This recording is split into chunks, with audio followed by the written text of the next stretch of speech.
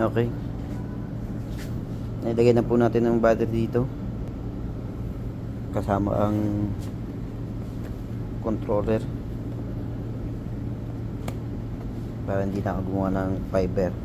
Lagayan, sinama ko itong controller at yung supply ng ilaw. Naglagay din tayo ng ilaw.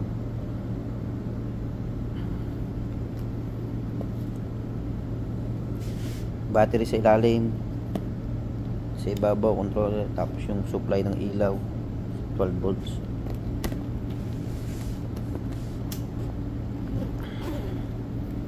Ito na po ang kabuuan ng ating e-bike.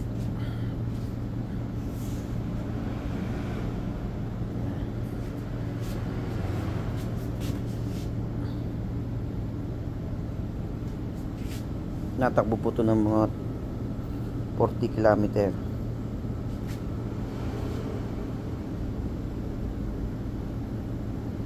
Ito yung ating nilagay na ilaw. Sarapan. Ito monitor natin. Battery life, susian, speed kilometer. Dito na rin sa throttle.